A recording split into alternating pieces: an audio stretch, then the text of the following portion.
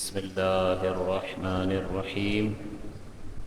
قال الله عز وجل في سورة الحشر: والله الذي لا إله إلا هو الملك القدوس السلام المؤمن المهيمن العزيز الجبار المتكبر سبحان الله عما يشركون. صدق الله العلي العظيم وصدق رسوله النبي الأمين. سورہ حشر کی آیت نمبر 23 کی تلاوت کی، اور اس میں ہم اللہ تبارک و تعالیٰ کے مبارک ناموں کی کچھ تفصیل کا ذکر کر رہے ہیں، جس میں ان ناموں کے معانی اور مفاہیم اور اس میں مبارک میں اللہ تبارک و تعالیٰ کی صفت کمال اور اس کی عظمت کا بیان، اور پھر اس اسم مبارک کے انسانی زندگی پر کیا اثرات مرتب ہونے چاہیے، یہ خلاصہ ہے ہمارے ان بیانات کا، گویا کہ نچوڑ ہے معنی، اسم مبارک کا معنی، اور وہ اللہ تعالیٰ کی صفت کمال ہے تو اس ضمن میں اللہ تعالیٰ کی عظمت کا بیان، اور پھر ہماری زندگی پر اس کے کیا اثرات مرتب ہونے چاہیے۔ آج کا جو اسم مبارک ہے وہ لفظ السلام ہے، اور سلام کا مطلب ہے سلامتی والا، ذو سلامتن، سلامتی والا۔ اب اس اعتبار سے اس کے دو مفاہیم بیان ہو سکتے ہیں۔ ایک تو اپنی ذات کے اعتبار سے سلامتی والا، السلام یعنی وہ ذات اقدس ہر عیب اور نقص سے مبرہ اور منزہ ہے، سلامتی والی ہے، اس کے تمام، اس کی ذات، اس کے افعال، اس کے اوصاف ہر عیب اور نقص سے مبرہ اور منزہ ہے۔ تو یہ اللہ کا احسان اور کرم ہے نا کہ ہم نے اس رب کی طرف جو حقیقی رب ہے، باقی لوگوں نے بھی رب بنا رکھے ہیں، تو ہمیں اللہ تعالیٰ نے یہ توفیق عنایت فرمائی کہ اس زبردست اور حقیقی رب سے ہمارا رشتہ اور تعلق ہے، اور ہم اس پر ایمان رکھتے ہیں۔ یہ اللہ کی بہت بڑی عنایت ہے، اور یہ فقط اس کا فضل نہیں ہے تو اور کیا ہے کہ ایک مسلمان کے گھر میں پیدا کر دیا، اور اس فضل اور عنایت کی وجہ سے ہم اس پر ایمان رکھتے ہیں۔ اگرچہ ہمیں اس وراثت میں ملے ہوئے ایمان کو شعوری ایمان بنانا چاہیے، اور بالکل اس کو دلائل کے ساتھ سمجھنا چاہیے تاکہ ایمان کی مضبوطی حاصل ہو۔ اور ہم جو ہر اتوار ہمارا درس ہوتا ہے، الحمدللہ نماز کے مسائل بیان ہونے کے بعد اب ہم عقائد کا بیان کر رہے ہیں، اور جو ہمارا درس مستقل طور پر یہاں اٹینڈ کر رہے ہیں وہ بتا سکتے ہیں کہ وہ کتنا اس سے فائدہ حاصل انہیں ہو رہا ہے۔ تو اللہ تبارک و تعالیٰ سلامتی والا ہے، اس کا معنی کیا بنے گا کہ ہر اس کی ذات پاک، اس کی تمام صفات اور اس کے تمام افعال ہر عیب اور نقص سے مبرہ اور منزہ ہے، اور ہمارے لیے یہ کرم اللہ کا کہ ہمارا اس رب سے تعلق ہے، ہم اسی کے آگے سر جھکاتے ہیں اور کسی کو اپنا الہ نہیں مانتے، اور یہ بھی اسی کی عنایت اور کرم ہے کہ اس نے ہمیں ان لوگوں میں رکھا کہ جو اس پر ایمان لانے والے ہیں۔ باقی کسی پر عدل فرمایا اور دوسروں کے یہاں ان کی پیدائش ہوئی، لیکن وہ بھی بری الذمہ نہیں ہے، اللہ نے ان کو عقل اور شعور دیا ہے جس کی بنیاد پر وہ اس حق کی طرف رسائی حاصل کر سکتے ہیں۔ نہ کریں یہ ان کا مقدر ہے، لیکن اللہ تعالیٰ نے ہم پر عدل نہیں فرمایا، ہم پر فضل فرمایا کہ یہ بہت بڑا مرحلہ ہمارا ویسے ہی پار کروا دیا اور ہمیں مسلمانوں میں رکھ دیا، ورنہ غیر مسلموں میں رکھتا، پھر ہم اپنی عقل و شعور کو اسلام کی طرف مائل کرتے، اس پر غور و تفکر کرتے، اس پر وقت صرف کرتے اور حق کو تسلیم کرتے۔ یہ بہت زیادہ جو ہے ایک طویل سلسلہ ہے، اور ہر ایک اپنے آپ کو اس میں، اس دنیا کی آج کل جو ہیو اور ہیو ناٹ کی جنگ ہے، اس میں آدمی اپنے آپ کو مسلمان دین سیکھنے کے لیے تیار نہیں ہے تو غیر مسلم حق کی تلاش میں وہ جہاں پر ہے اسی کو حق سمجھتا ہے، اس پر کوئسچن نہیں کرتا۔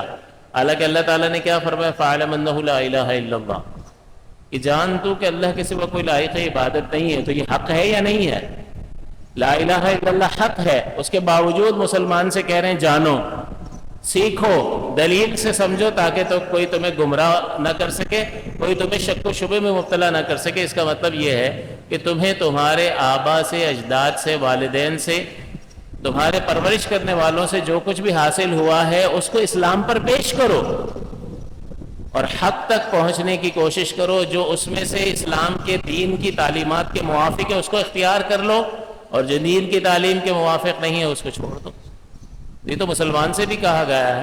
لہٰذا اللہ کا احسان اور اس کی عنایت کہ اس نے اپنے فضل سے اپنی بارگاہ اقدس میں جھکنے والا ہمیں بنایا ہے، تو اس عظیم الشان رب سے ہمارا رب کا تعلق ہے۔ دوسرا یہ سلامتی والے کا مطلب یہ ہے کہ وہ اپنے بندوں پر سلامتی فرمانے والا ہے، خود بھی ہر عیب اور نقص سے مبرہ اور منزہ ہے، جس کا نتیجہ کیا نکلے گا کہ وہ اس کی ذات اقدس سے اس کے بندوں کے حق میں سلامتی ہی سلامتی ظاہر ہوگی۔ تو یہ دو معنی ہیں کہ خود عیوب اور نقص سے مبرہ اور لوگوں پر سلامتی کرنے والا، انہیں محفوظ کرنے والا، انہیں نقصانات سے محفوظ کرنے والا اور بچانے والا۔ اب جب یہ ہو گیا اس کا مطلب، اب اس میں مبارک کی جو تجلیات ہیں اس کائنات میں، آپ دیکھیں کہ اللہ تعالیٰ نے یہ جو کائنات بنائی ہے اس میں اس میں السلام جو ہے اس کی بہت زیادہ جھلک نظر آتی ہے کہ ہر چیز بالکل ایک پیمانے کے مطابق، ایک پرفیکٹ کیلکولیشن کے مطابق ہے، جس کے نتیجے میں ہمیں سلامتی حاصل ہے۔ اللہ تعالیٰ نے زمین کو بھی پیدا فرمایا، سورج کو بھی پیدا فرمایا، لیکن کیسی زبردست کیلکولیشن ہے کہ سورج جو ہے اتنے فاصلے پر ہے کہ اس سے زمین والے جھلس کر مر نہیں جاتے ہیں۔ اگر قریب کر دے تو سورج کو کر سکتا ہے یا نہیں؟ لیکن السلام ہے وہ، اس لیے کیسی پرفیکٹ کیلکولیشن ہے کہ اس کی گرمی کی ہمیں ضرورت بھی ہے، اس کے بغیر بھی زندگی نہیں ہے، لیکن اس کی انتہا جو ہے وہ ہمیں جھلسا کر رکھ دے زندگی، اور فصلیں تباہ ہو جائیں، سب کچھ ختم ہو جائے۔ اس قدر شدید گرم ہے وہ سیارہ، اس کو اتنے فاصلے پر اللہ تعالیٰ نے رکھا کہ ہمیں سلامت رکھا ہے اس سے پہنچنے والے ضرر سے، اور اگر اس کو جتنے فاصلے پر اس سے دور کر دے تو پھر یہ جم کر رہ جائے یہ کائنات۔ اور جو سورج کی وجہ سے بہت سارے فوائد انسان کو حاصل ہوتے ہیں، وہ ان فوائد سے محروم رہ جائے، تو یہ لفظ السلام، کائنات کا جو نظم آپ کو نظر آ رہا ہے، یہ اللہ تبارک و تعالیٰ کے اسم مبارک السلام کی تجلیات میں سے۔ اللہ تعالیٰ نے قرآن عظیم میں فرمایا وَآیَةٌ لَهُمُ اللَّيْلُ نَسْلَخُ مِنْهُ النَّهَارَ فَإِذَا هُمْ مُظْلِمُونَ وَالشَّمْسُ تَجْرِي لِمُسْتَقَرٍّ لَهَا۔ یہ شمس جو ہے وہ گردش کر رہا ہے لِمُسْتَقَرٍ، ایک مستقر میں، ایک دائرے میں، ایک محدود حد میں، لہا جو اس کے لیے ثابت ہے، اور یہ کس نے مقرر کی ہے؟ وزی السلام نے مقرر کی ہے۔ ذالک تقدیر العزیز العلیم، کہ یہ اس غالب نے مقرر کی ہے جو علم والا ہے۔ ایسی پرفیکٹ کیلکولیشن کہ اس نے جب یہ گردشیں مقرر کر دی تو کر دی، آپ کوئی سیارہ دوسرے سے ٹکرائے گا نہیں، قریب سے گزر جائے گا لیکن ٹکرائے گا نہیں۔ میں اور آپ کیلکولیشن کریں تو چاہے کتنے ہی ماہر ہوں، کہیں نہ کہیں کچھ نہ کچھ، کبھی نہ کبھی کمی رہ جاتی ہے۔ ایک ماہر ڈاکٹر ہوتا ہے، اس کے آپریشنز میں 99% ریٹ آف سکسیس ہوتا ہے، لیکن 1-8% ناکامی کے چانسز بھی ہوتے ہیں۔ بہت بڑا ماہر ڈاکٹر جو ہے وہ کبھی غلطی کر جاتا ہے، لیکن اللہ تبارک و تعالی غلطی سے، خطا سے السلام ہے، ہر خطا سے، ہر کمزوری سے، ہر نقص سے، ہر عیب سے مبرہ اور منزہ ہے۔ تو لفظ السلام کی تجلی اس کائنات میں آپ کو نظر آتی ہے کہ اس کائنات کو جو اللہ تعالیٰ نے اتنا پرفیکٹ نظام بنایا ہے اور ہر چیز کو ایک مقدار کے ساتھ مقرر فرمایا ہے۔ وَكُلُّ شَيْءٍ عِندَهُ بِمِقْدَارٍ، ہر شے اس کے نزدیک ایک اندازے کے موافق ہے۔ اور وہ اندازہ کیوں ہے؟ ایسے ہی بنا دو، کم زیادہ نہیں، ایک مقدار کے ساتھ ہے، اور اس میں اس کی کس صفت کا اظہار ہے؟ السلامہ، السلام، کہ اس کی صفت سلام کا اظہار ہے جس کی وجہ سے لوگوں پر سلامتی اترتی ہے۔ ایک تو وہ خود عیب اور نقص سے مبرہ اور منزہ ہے، اور اس کی صفت پاک کا اثر اس کائنات کے نظام میں آپ کو ہر مقام پر نظر آتا رہے گا۔ اسی طرح اللہ تعالیٰ نے فرمایا عالم الغیب والشہادہ، اللہ تعالیٰ فرماتا ہے ان کل شیء خلقناہ بقدر، ہم نے بے شک ہر شے کو ایک مقدار کے ساتھ پیدا فرمایا۔ کیوں؟ نہ کم نہ زیادہ، ایک خاص اندازے کے مطابق۔ کیوں؟ اس لیے کہ اس میں لوگوں پر رحمت ہے، لوگوں پر شفقت ہے، لوگوں پر سلامتی ہے۔ اللہ تعالیٰ نے اپنی اس اسم مبارک کی برکات اور تجلیات کو ظاہر فرمایا اس نظام کائنات میں۔ زمین جب پیدا کی تو یہ زمین ہلنے لگی تو اللہ تعالیٰ نے اس پر پہاڑ نصب فرما دیے۔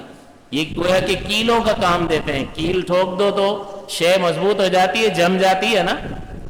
تو یہ پہاڑ جو ہیں یہ کیلوں کا کام دیتے ہیں، یہ جتنے باہر ہیں اس سے کئی گنا زیادہ زمین کے اندر ہوتے ہیں، کیونکہ کیل جب آپ گاڑتے ہو تو کتنا حصہ باہر رہتا ہے کیل کا، چھوٹا سا اس کا سر باہر رہتا ہے، باقی وہ جڑ پکڑ جاتا ہے تاکہ اندر تک وہ جمع رہے تو اوپر والی چیز ہلے نہیں۔ اسی لیے اس کو اوتاد کہتے ہیں، کہ بالکل اندر تک جڑ پکڑنے والی چیز۔ تو اللہ تبارک و تعالی یہ زلزلے نقصان کا باعث ہے یا نہیں ہے، ہلاکت کا باعث ہے یا نہیں ہے؟ تو اللہ تعالیٰ نے جو پہاڑ پیدا فرمائے لفظ السلام کی تجلی ہے۔ تو اس کا مطلب یہ ہے کہ آپ جہاں جہاں سلامتی اور خیر کا پہلو دیکھتے ہو تو آپ کا ذہن منتقل ہونا چاہیے اللہ تعالیٰ کے اسم مبارک السلام کی طرف۔ اسی طرح یہ دنیا میں اللہ تعالیٰ کے اسم مبارک کی تجلی ہے، اسی طرح اللہ تبارک و تعالیٰ کی اس اسم مبارک کی تجلی آخرت میں بھی نظر آئے گی، سلامتی۔ اور سب سے پہلی تجلی جو ہے سرکار دو عالم صلی اللہ علیہ وسلم کی شفاعت کی صورت میں لفظ السلام کی تجلی نظر آئے گی، کہ سلامتی رحمت دو عالم صلی اللہ علیہ وسلم کے وجود پاک کی برکت سے اللہ تعالیٰ اس امت کو عطا فرمائے گا۔ ورنہ انبیاء کرام علیہم الصلوۃ والسلام جلیل القدر انبیاء، جنہیں اللہ تعالیٰ اپنا خلیل فرمائے ابراہیم علیہ السلام، جنہیں اللہ تعالیٰ ذبیح فرمائے اسماعیل علیہ الصلوۃ والسلام، جنہیں اللہ تعالیٰ کلیم فرمائے حضرت موسیٰ علیہ السلام، جنہیں اللہ تعالیٰ کلیمت اللہ فرمائے حضرت عیسیٰ علیہ الصلوۃ والسلام، وہ سب جب امت ان کے پاس جا رہی ہے کہ آپ درخواست کریں اللہ تعالیٰ اپنے جلال سے ہٹ کر ہم پر کچھ کرم والا معاملہ فرما دے، کچھ آسانی فرما دے، کم سے کم حساب و کتاب تو شروع ہو جائے، یہاں کب تک کھڑے رہیں؟ اور سورج بالکل قریب، انتہائی شدت کا ماحول، اس میں ہر نبی یہی کہہ رہے ہیں نفسی نفسی اذهبوا الی غیری، نفسی نفسی۔ تو آپ سوچیں تو صحیح کہ اتنا خطرناک ماحول، اس میں انبیاء کرام علیہم الصلوۃ والسلام جو اللہ کے پیارے ہیں، جو ایک مقام قرب اللہ کی بارگاہ میں رکھتے ہیں، کہ موسیٰ علیہ الصلوۃ والسلام دیدار نہیں کر سکتے تھے، پھر بھی اللہ تعالیٰ نے انہوں نے کہا کہ رب ارینی انظر الیک، یا اللہ مجھے اپنا آپ دکھا دے، کیونکہ جو کلام کی لذت محسوس کر چکا ہو اس کو تو اور شوق پیدا ہو جائے گا کہ جس کا کلام اتنا لذیذ ہے اس کی ذات کیسی ہوگی۔ یا اللہ میں تجھے دیکھنا چاہتا ہوں، رب ارینی انظر الیک، اے میرے رب تو مجھے اپنا دیدار کرا، میں تجھے دیکھنا چاہتا ہوں۔ لن ترانی، آپ ہرگز نہیں دیکھ سکتے اس دنیا میں، اس دنیا میں خاصہ ہے میرے اور آپ کے آقا صلی اللہ علیہ وسلم کا، لن ترانی۔ لیکن یہ کہنے کے باوجود فرمایا اچھا چلو تم پہاڑ کی طرف دیکھو، ہم اس پر تجلی فرماتے ہیں، تم عکس دیکھ لو، اگر وہ اپنی جگہ پر قائم رہ گیا تو تم بھی دیکھ سکو گے۔ تو اتنی جب لن ترانی فرما دیا تو اس سے آگے کیوں فرمایا؟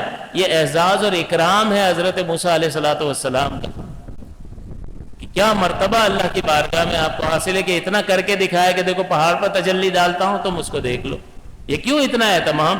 اس لیے کہ اس بزرگ ہستی کا اللہ تعالیٰ کی بارگاہ اقدس میں مقام ہے، وہ بھی آج فرما رہے ہیں نفسی نفسی اذهبوا الی غیری۔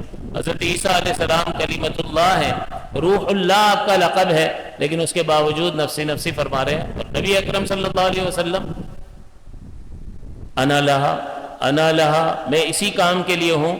تو یہ جو اللہ تبارک و تعالیٰ نے اپنے حبیب مکرم صلی اللہ علیہ وسلم کو یہ اذن شفاعت عطا فرمایا کہ شفاعت کا دروازہ رحمت دو عالم صلی اللہ علیہ وسلم کے ذریعے سے ہی کھلے گا، یہ اللہ تعالیٰ کے اسم مبارک السلام کی تجلی ہے جو آخرت میں ظاہر ہوگی۔ یہ اول تجلی پیارے مصطفیٰ صلی اللہ علیہ وسلم کے مبارک اور مقدس ذریعے سے ہمیں حاصل ہوگی۔ تو دنیا میں لفظ السلام کی تجلی رحمت دو عالم صلی اللہ علیہ وسلم کی شفاعت کی صورت میں ظاہر ہوگی، اور اس کے بعد کئی ایسی چیزیں ہیں کہ جو اللہ تعالیٰ کی اس لفظ السلام کا اظہار ہوں گی، لیکن صرف مومنوں کے لیے ہوں گی۔ ظاہر ہے کہ آخرت میں کافروں کے لیے کوئی حصہ نہیں ہوگا، کیونکہ ان کے لیے کوئی مغفرت کا راستہ نہیں ہے۔ اللہ تعالیٰ نے یہ فرما دیا کہ اللہ تعالیٰ کسی کافر کو نہیں بخشے، اس کے علاوہ جسے چاہے گا معاف کر دے گا، تو اس کی مشیت پر موقوف ہے، تو چاہے تو معاف کر دے اور چاہے تو اس کی خطا پر اس کی گرفت فرمائے اور سزا دے کر اس کو جنت میں داخل فرما دے۔ لیکن چونکہ اس کے پاس صاحب ایمان ہے تو جنت میں جانے کے لیے ایک راستہ اور بنیاد موجود ہے۔ جس کے پاس یہ بنیاد نہیں ہے وہ نجات نہیں پائے گا۔ تو جو بھی اللہ تعالیٰ کی سلامتی اور رحمت آخرت میں ظاہر ہوگی وہ فقط مسلمانوں کے لیے ظاہر ہوگی۔ ہاں، یہ شفاعت کا جو سلسلہ ہے، اس میں حساب کتاب کا شروع ہو جانا، یہ جو ہے کفار کے حق میں بھی ہے کہ وہ ایک چیز سے بہت زیادہ پریشان تھے، اور کم سے کم یہ سائی آف ریلیف، ایک تھوڑا سا ان کو اطمینان، حالانکہ آگے مراحل اور بھی سخت ہی آنے ہیں ان کے لیے تو، لیکن چلو کچھ آگے بڑھا تو صحیح، یہاں کب تک کھڑے رہیں، اتنا عرصہ کھڑے رہنے کے بعد، ایک دن 50,000 برس کا ہے۔ تو ایک تو یہ کہ نبی اکرم صلی اللہ علیہ وسلم کی شفاعت کبریٰ کے ذریعے سے اللہ تعالیٰ اپنے اس لفظ السلام، اسم مبارک السلام کی تجلی کو ظاہر فرمائے گا۔ دوسرا، جنت کو اللہ تعالیٰ نے دار السلام فرمایا ہے۔ دار السلام، تو سلام اللہ کا نام ہے، اگر اللہ کا نام یہاں مراد لے تو دار اللہ، اللہ کا گھر، اور لفظ السلام کا سلامتی والا معنی مراد لے تو اس کا کیا مطلب بنے گا؟ دار السلام، سلامتی والا گھر۔ تو وہ رب جو خود السلام ہے کہ اس کی ذات ہر عیب اور نقص سے مبرہ اور منزہ، اس کے تمام افعال ہر عیب اور نقص سے پاک اور صاف، اور اس کے تمام اوصاف ہر عیب اور نقص سے مبرہ اور منزہ ہے۔ جب وہ کسی گھر کو دار السلام فرمائے گا تو اس کی عظمت کا اندازہ لگایا جا سکتا ہے۔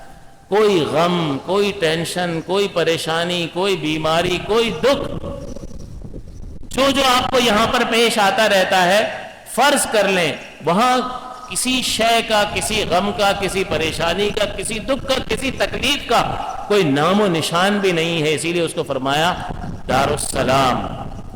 اور اللہ تعالیٰ فرماتا ہے کہ اللہ تعالیٰ واللہ یدعو الی دار السلام، اللہ تعالیٰ تمہیں دار السلام کی طرف بلاتا ہے، یعنی سلامتی والے گھر کی طرف بلاتا ہے۔ تو وہاں ایسی سلامتی اس نے ظاہر فرمائی ہے جنت کی صورت میں کہ جس کی نعمتوں کا اندازہ کوئی لگا ہی نہیں سکتا، کسی کے خیال اور تصور میں وہ نعمتیں نہیں آ سکتی ہیں جو اللہ تعالیٰ نے جنت میں اپنے بندوں کے لیے رکھی ہیں۔ تو یہ آخرت میں جو ہے یہ لفظ السلام جو ہے اس کی تجلی نظر آتی ہے۔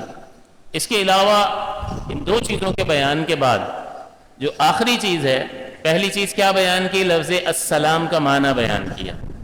دوسری چیز اس کے نتیجے میں اللہ تعالیٰ کی لفظ السلام کی جو دنیا اور آخرت میں تجلیات نظر آتی ہے اس کائنات کے نظام میں، اور آخرت میں جو ہمیں گھر بنا کر دیا ہے، ایک نظام بنا کر دیا ہے، اس کو بھی دار السلام فرمایا ہے۔ اور آخری بات کہ اس لفظ السلام کا اثر ہماری زندگی میں کیا ظاہر ہونا چاہیے؟ تخلقوا باخلاق اللہ، اللہ کے اخلاق سے متخلق ہو جاؤ، یعنی اللہ تعالیٰ کی صفات کمال کا اثر تمہاری زندگی میں ظاہر ہونا چاہیے۔ تمام صفات کا تو نہیں ہو سکتا، اللہ متکبر بھی ہے تو کیا آپ بھی تکبر کرو گے؟ نہیں، رحیم ہے تو آپ رحم کرو گے۔ ایسی صفات کہ جن کا اثر ہم پر ظاہر ہونا چاہیے، جو ہم جس کے لائق ہیں۔ حضرت ابو ہریرہ رضی اللہ تعالیٰ عنہ فرماتے ہیں کہ قال رسول اللہ صلی اللہ علیہ وسلم لا تدخلون الجنت حتی تؤمنوا، کہ تم جنت میں داخل نہیں ہوگے یہاں تک کہ ایمان لے آؤ۔ اس کا مطلب جنت میں داخلے کی شرط ایمان ہے، ایمان کے بغیر کوئی بھی جنت میں داخل نہیں ہوگا۔ ولا تؤمنوا حتی تحابوا، اور تم مومن کامل نہیں ہو سکتے یہاں تک کہ آپس میں محبت کرو۔ اب اس اعتبار سے انسان اپنے آپ کو دیکھ لے کہ دوسروں کے ساتھ اس کا رویہ کیا ہے۔ میرے اور آپ کے آقا صلی اللہ علیہ وسلم کیا فرما رہے ہیں؟ تم جنت میں داخل نہیں ہوگے یہاں تک کہ ایمان لے آؤ، اور تم مومن نہیں ہو سکتے یہاں تک کہ آپس میں محبت کرنے لگ جاؤ۔ تو اپنے رویوں کو دیکھ لو، کس سے بغض ہے، کس سے اناد ہے، کس سے نفرت ہے۔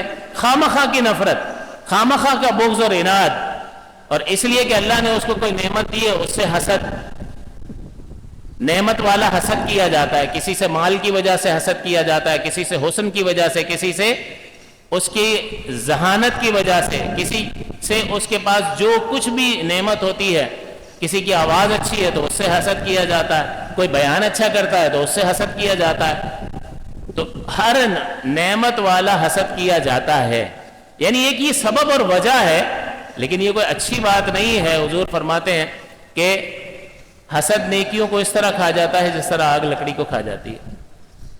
تو ہم حسد کر رہے ہوتے ہیں، جو اس کے پاس ہے مجھے مل جائے، اس سے چھن جائے، یہ حسد ہے، اور یہ کہ مجھے ملے نہ ملے اس سے چھن جائے، یہ بغض ہے، کینہ ہے، یہ اور زیادہ خطرناک اور برا ہے۔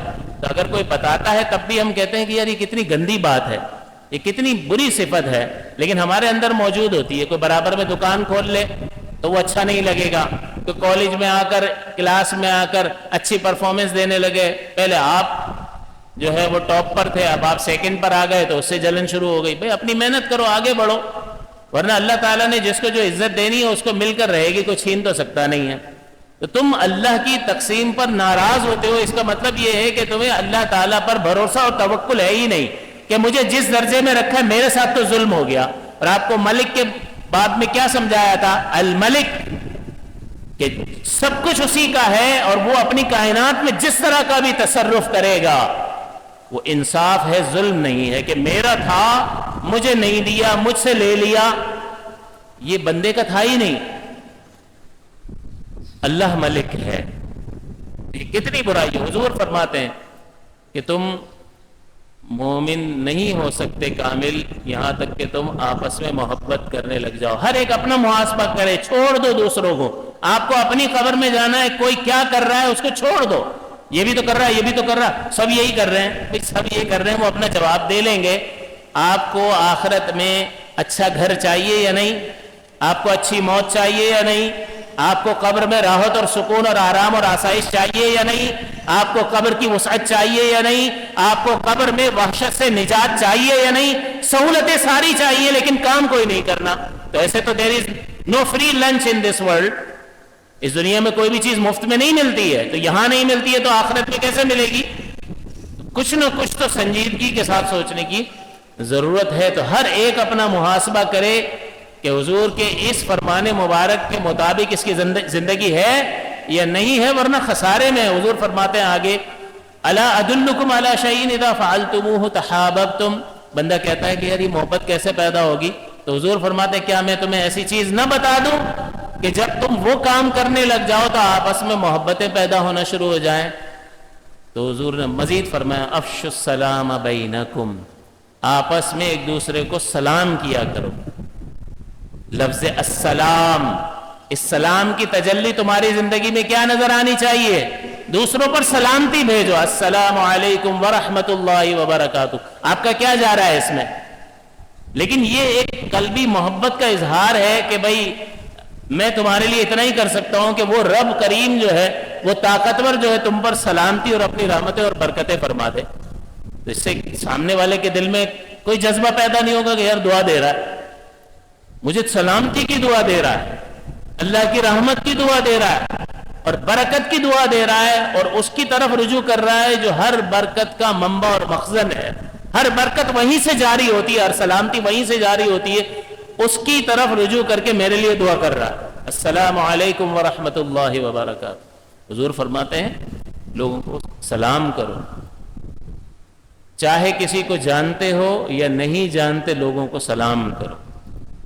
تو اس چیز کو اپنی عادت بناؤ۔ اس کا مطلب کیا ہوا کہ حضور یہ ترتیب دیکھیں، تم جنت میں داخل نہیں ہو سکتے یہاں تک کہ تم ایمان لے آؤ، تم مومن نہیں ہو سکتے یہاں تک کہ محبت کرو آپس میں، اور تمہاری محبت اس وقت پیدا ہوگی کہ جب تم آپس میں ایک دوسرے کو سلام کرو، یعنی سلامتی بھیجو. جس طرح سے اللہ السلام ہے اور اس کی السلام کے اثرات اس کائنات میں اور آخرت میں مخلوق کے لیے واضح ظاہر اور نمایاں نظر آتے ہیں، اسی طرح بندے کو بھی سلامتی کا مرکز بننا چاہیے. اس کی ذات سے سلامتی کا ظہور ہو لوگوں کے حق میں، سلامتی کے غیر کا ظہور نہیں ہونا چاہیے. تو اس حدیث کو پہ غور کرنا چاہیے. دوسری بات یہ کہ دوسرا سلامتی جو ہے کہ ہماری زبان اور ہاتھ سے دوسرے مسلمان محفوظ رہیں. زبان اور ہاتھ، ان دونوں کا ذکر حضور نے حدیث میں فرمایا المسلم من، مسلمان تو وہ ہے جو سلیمہ المسلمون کے سلامت رہیں مسلمان من لسانہ و یدہ، کہ جس کی زبان سے اور جس کے ہاتھوں سے دوسرا مسلمان سلامت رہے. اور ان دو کا ذکر اس لیے فرمایا کہ اکثر جو لوگوں کی حق تلفیاں ہوتی ہیں وہ اس زبان سے اور اس ہاتھ سے ہوتی ہیں. غیبت ہے، بہتان تراشی ہے، لوگوں پر الزام لگانا ہے، وہ سب کس کے ذریعے ہوتا ہے؟ بدگمانی کے دل میں پہلے جگہ پکڑتی ہے، پھر اس کو پختگی کون دیتی ہے؟ یہ زبان. پہلے دلی میں سوچا کہ یار یہ چیٹر لگتا ہے، نہ کوئی آثار نہ کچھ، بس ایسے ہی اس کی شکل اچھی نہیں لگتی ہے تو چیٹر لگتا ہے، اور منہ سے بول بھی دیا.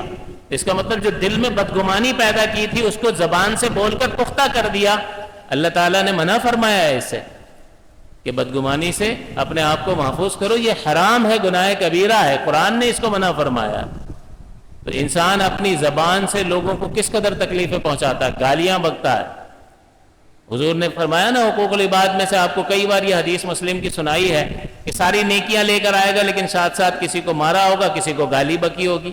اب یہ گالی بکنا زبان سے ہے نا، کسی کو برا بھلا کہا ہوگا، کسی پر الزام لگایا ہوگا. تو یہاں تو بائیں ہاتھ کا کھیل ہے کہ زبان اپنے کنٹرول میں ہے نا، جو چاہے بولتے رہو، لیکن ہماری ملک ہے، ہمارا ملک نہیں ہے یہ زبان. اس کی حدود ہیں، جہاں اللہ نے کہا ہے وہاں استعمال کرنی. تو حضور فرماتے کہ مسلمان تو وہ ہے کہ جس کے ہاتھ اور زبان سے دوسرے مسلمان محفوظ رہیں. اس حدیث کی روشنی میں اپنا محاسبہ کر کے دیکھ لیں. تو اس میں بہترین حل یہ ہوتا ہے کہ انسان جو ہے نا لوگوں سے بہت زیادہ کٹ کے رہے، کام سے کام واسطہ رکھے، باقی آپ تنہائی اختیار کرو، عافیت میں رہو گے.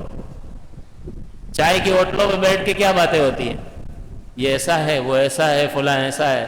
تیسرا کوئی ٹاپک ہوتا ہے، یا عورتیں ہوتی ہیں ٹاپک، معاذ اللہ، اور کوئی اچھی باتیں تو کرتے نہیں ہیں. اور کیا ٹاپک ہوتا ہے؟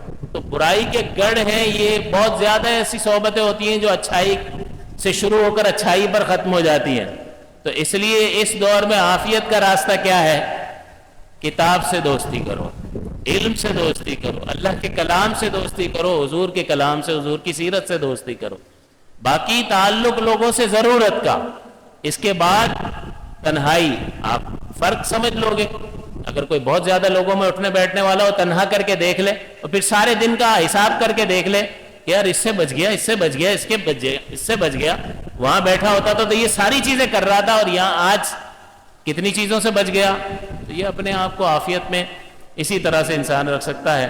تو حضور نے فرمایا کہ زبان سے اور اس کے ہاتھ سے لوگوں کو مار رہا ہے، ہاتھ سے رشوتیں لے رہا ہے، حقوق غصب کر رہا ہے، قبضے کر رہا ہے، طاقت کا مظاہرہ کر رہا ہے، اور اس کو کچھ سمجھاؤ تو دانت نکالتا ہے. یہ سارے دانت نکل جائیں گے، یہ سب ہنسی دھری کی دھری رہ جائے گی، ساری مستی نکل جائے گی. جب ایک موت کا جھٹکا آئے گا تو ساری مستی نکل جائے گی. اور اللہ چاہے تو یہی دنیا میں گرفت فرمائے اور اس کی پکڑ کر لے اور اس کو فالج ہو جائے، اور کوئی بیماری ہو جائے کہ جس میں پھر وہ اپنے وجود کے سلسلے میں بھی دوسرے کا محتاج ہو جائے. تو پھر اس کو پتہ چلتا ہے اب معافیا مانگ رہا ہے. اب کیا معافیا مانگ رہا ہے؟ جب طاقت تھی اس وقت اللہ کی فرما برداری کرتا نا. اب تو سبھی معافی مانگیں گے. چور پکڑا جاتا ہے جب ڈنڈے پڑ رہے ہوتے ہیں تو کیا کہتا ہے؟ اللہ اللہ نہیں کروں گا. لیکن جب کر رہا تھا تو اس وقت یہ خیال نہیں آیا. یہ تو ہر چور اسی طرح سے کرتا. تو اس لیے اس حدیث پاک کی روشنی میں بھی دیکھنا چاہیے کہ السلام کا اثر ہماری زندگی میں کیا نظر آنا چاہیے کہ ہمارے ہاتھ اور ہماری زبان سے دوسرے مسلمان محفوظ رہیں. تیسری بات، نبی اکرم صلی اللہ علیہ وسلم نے فرمایا کہ یہ تو اگر کوئی آپ کے ساتھ اچھا سلوک کرے گا، آپ اچھا سلوک کرتے ہیں، کوئی آپ کو نقصان نہیں پہنچاتا، آپ کسی کو نقصان نہیں پہنچاتے، یہ طبعی بات ہے. لیکن کمال اس میں ہے کہ کسی نے آپ کا برا کیا اور آپ اس کے ساتھ بھلا کریں. یہ اعلیٰ درجہ ہے، یہ اعلیٰ مرتبہ ہے. اور اللہ تبارک و تعالیٰ دیکھیں، حضور فرماتے ہیں، یعنی اللہ تبارک و تعالیٰ لفظ السلام کا مظاہرہ اس سلسلے میں کیسا فرماتا ہے کہ اس کو ماننے والے ان پر بھی سلامتی فرماتا ہے، نہیں مانتے ان پر بھی سلامتی فرماتا ہے. کافر اس کے ساتھ شریک ٹھہراتے ہیں، اس کے لیے اولاد ثابت کرتے ہیں. بہت سے اس کے وجود ہی کا انکار کرتے ہیں کہ کوئی خدا نہیں ہے، یہ ایسے ہی کائنات کا نظام چل رہا ہے، یوں ہی چلتا رہے گا، نئے لوگ آتے رہیں گے، جاتے رہیں گے، اور یہ اسی طرح سے چلتا رہے گا، کوئی ختم نہیں ہوگا. یہ از خود ہے، کوئی بنانے والا نہیں ہے. جو اس کے وجود کا انکار کرتے ہیں، جو اس کے ساتھ شریک ٹھہراتے ہیں، جو اس کے لیے اولاد ثابت کرتے ہیں. اللہ تعالیٰ نے کتنے جلال کا اظہار فرمایا جو اولاد ثابت کرتے ہیں، لیکن اس کے باوجود اللہ تعالیٰ کا السلام، یہ اسم مبارک السلام جو ہے، اس کی سلامتی ہر ایک کو رزق عطا فرماتا ہے، ہر ایک کو عطا فرماتا ہے. ماننے والا ہے یا نہیں ماننے والا، اس دنیا میں ہر ایک کے ساتھ اللہ تعالیٰ کی رحمت عام ہے. وسعت رحمتی کل شیء، میری رحمت کل شے کو گھیرے ہوئے ہے. تو کل شے میں ہر ایک آ گیا یا نہیں آ گیا؟ تمام انسان، تمام اشیاء بھی آ گئی، اور تمام انسان بھی آ گئے، اور تمام انسانوں میں ماننے والے بھی آ گئے اور نہ ماننے والے بھی آ گئے. وسعت رحمتی کل شیء، یہ لفظ السلام کا اظہار ہے کہ فرما بردار تو فرما بردار، جو مانتا نہیں ہے اس کے ساتھ بھی. اسی طرح آپ دیکھیں، نبی اکرم صلی اللہ علیہ وسلم نے جب، بلکہ ایک حدیث میں حضور نے فرمایا، ایک شخص حضور کے پاس آیا، اتا رجل، حضرت ابو ہریرہ فرماتے ہیں، اتا رجل الی النبی صلی اللہ علیہ وسلم، ایک شخص حضور کی بارگاہ میں حاضر ہوا. فقال یا رسول اللہ، اے اللہ کے رسول، اس نے عرض کیا، اللہ کے رسول، ان لی قرابۃ اصلهم ویقطعوننی، کہ میرے رشتہ دار ہیں، میں ان سے تعلق جوڑتا ہوں لیکن وہ مجھ سے تعلق کاٹتے ہیں. وَأُحْسِنُ إِلَيْهِمْ وَيُسِيئُونَ إِلَيَّ، میں ان سے اچھا سلوک کرتا ہوں، وہ مجھ سے پھر بھی برا سلوک کرتے ہیں.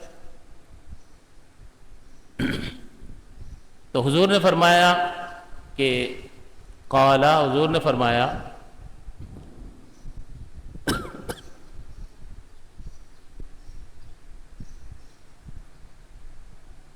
وہ، اور مزید انہوں نے عرض کیا کہ وَيَجْهَلُونَ عَلَيَّ وَأَحْلُمُ عَنْهُمْ، کہ وہ مجھ پر جہالت کا مظاہرہ کرتے ہیں اور میں ان سے بردباری اور برداشت سے کام لیتا ہوں، بدتمیزیاں کرتے ہیں وغیرہ. قال، تو حضور نے فرمایا، لَإِنْ كَانَ كَمَا تَقُولُ، کہ اگر معاملہ ایسا ہی ہے جیسا تم کہہ رہے ہو، تم جوڑتے ہو اور وہ توڑنے کی کوشش کرتے ہیں، تو حضور فرماتا ہے کأنما تصفهم المل، یہ گویا کہ ایسا ہی ہے جیسے تم ان کے منہ میں گرم راکھ ڈال رہے ہو. یہ تمہارا عمل بہت اچھا ہے، چھوڑ دو ان کے حال پر. ولا يزال معك من الله ظهير عليهم ما دمت على ذلك، تو حضور فرماتے ہیں کہ جب تک تم اسی حالت پر رہو گے، وہ برا سلوک کریں گے تو ان کے ساتھ اچھائی کرتے رہو گے، جب تک تم اس پر قائم رہو گے تو اللہ تعالیٰ تمہاری طرف ایک مدد کرنے والا مقرر کر دے گا جو ان کے خلاف تمہاری مدد کرتا رہے گا. اس میں حضور کس بات پر ابھار رہے ہیں؟ یوں نہیں کہہ رہے کہ اچھا تو وہ توڑ رہے ہیں تم بھی توڑ دو، نہیں، بلکہ تم اسی طرح سے کرو جو تم نے رویہ اختیار کیا ہوا ہے، تو اللہ تعالیٰ تمہاری فرشتے کے ذریعے سے مدد فرمائے گا. اس کا مطلب اللہ کسی کی فرشتے کے ذریعے سے مدد فرمائے تو اس کا مطلب یہ کہ اللہ اس سے راضی ہے، اس کے اس عمل سے، تبھی تو اس کے لیے فرشتہ مقرر فرما رہا. اس کا مطلب اللہ تعالیٰ اس عمل سے راضی ہے. بھاری بہت ہے، کیونکہ اس میں انسان کی آزمائش ہو جاتی ہے کہ کتنا صبر اور کتنا ضبط اور کتنا کنٹرول ہے اس میں، اور اصل معاملہ سارا ضبط اور کنٹرول کا ہی ہے. اگر کسی نے اپنے آپ کو ضبط اور کنٹرول کرنا سیکھ لیا، وہ اللہ تعالیٰ کے قرب کی منازل بہت تیزی کے ساتھ طے کرے گا، کیونکہ یہ کنٹرول نہ ہونے کی وجہ سے یہ اندر سے مطالبات آتے ہیں، اور جو نفس کہتا ہے انسان اس پر عمل کر رہا ہوتا ہے. چوتھی بات، آپ دیکھیں فتح مکہ کے موقع پر نبی اکرم صلی اللہ علیہ وسلم نے کیا کیا، سب آ گئے اور سب کو خوف اور ڈر تھا کہ ہم نے ان کے ساتھ کیا کچھ نہیں کیا ہے اور اب ہماری خیر نہیں ہے، لیکن ان کو ایک حضور کی ذات اقدس اور آپ کے کردار کی وجہ سے امید بھی بہت تھی، تو حضور نے پوچھ لیا کہ تمہیں کیا لگتا ہے آج میں تمہارے ساتھ کیا کروں گا؟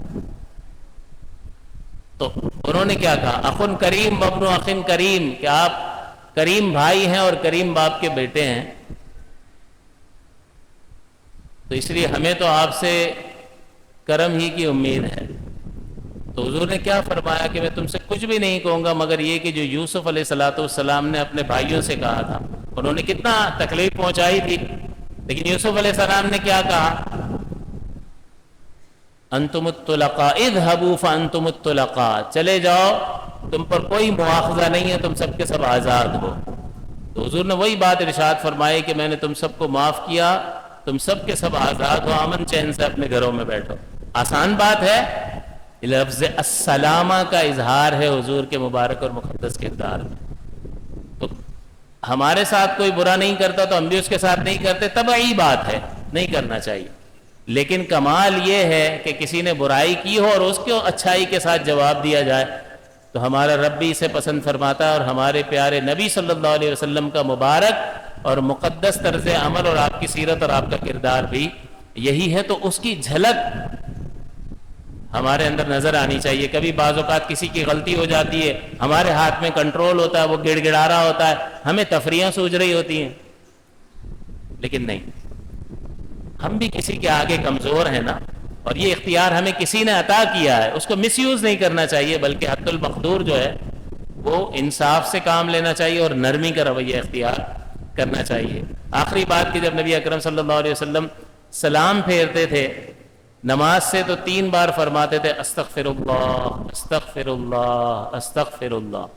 نماز حضور کیسی پڑھتے ہوں گے، کیسی نماز پڑھتے ہوں گے، لیکن اس کے باوجود آپ فرماتے ہیں امت کو سکھا رہے ہیں کہ تمہاری نمازوں میں بہت خلل واقع ہو جاتا ہے، کہیں ذہن، کہیں تمہارا جسم اور کہیں تمہارے خیالات، اور وہ بارگاہ اتنی زبردست ہے کہ بہت ادب کا مقام ہے، اس لیے اس نماز پڑھنے کے بعد اللہ سے معافی مانگ لیا کرو کہ یا اللہ جو کمی کوتاہی رہی ہے اس میں میرا ہی قصور ہے۔ تو اللہ کے پیارے حبیب اتنی کامل نماز پڑھنے کے بعد 3 بار فرماتے تھے استغفر اللہ استغفر اللہ استغفر اللہ، اور پھر دعا کیا کرتے تھے اور فرماتے تھے اللہم انت السلام اللہم انت السلام، یا اللہ تو سلامتی والا ہے، ومنک السلام، اور ہر سلامتی تیری ہی طرف سے آتی ہے، سب ٹھیک کر دے۔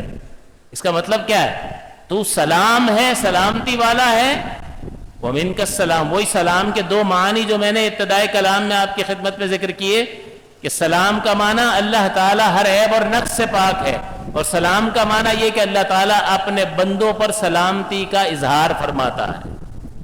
تو حضور نے ان 2 الفاظ میں دونوں معانی کو بیان فرمایا، اللہم انت السلام، اے اللہ تو سلامتی والا ہے، ومنک السلام، اور کائنات میں جس جس مقام پر جس جس درجے میں جو جو سلامتی نظر آ رہی ہے وہ تیری ہی طرف سے ہے۔ اس کا مطلب یہ ہے کہ جو جو سلامتی کا اور رحمت کا پہلو آپ کو نظر آئے، آپ کا ذہن اس ذات اقدس کی طرف، اللہ کی طرف اور السلام کی طرف منتقل ہونا چاہیے۔ اور حضور پھر مزید تبارکتا یا ذا الجلال والاکرام، کہ تو بڑی برکت والا ہے اے جلال والے اور اے کرم فرمانے والے، جلال بھی ہے اس کا اور وہ کرم بھی فرمانے والا ہے۔ تو یہ چند باتیں ضروری تھی جو میں نے آپ کی خدمت میں ذکر کی۔ اللہ تعالیٰ سے دعا ہے کہ اللہ تعالیٰ اس اسم مبارک کو سمجھنے کی توفیق عطا فرمائے، اور اس کے فہم کی برکت سے جو چیزیں ہمارے کردار میں اس معانی سے متعلق پیدا ہونی چاہیے اللہ تعالیٰ پیدا کرنے کی توفیق عطا فرمائے، آمین۔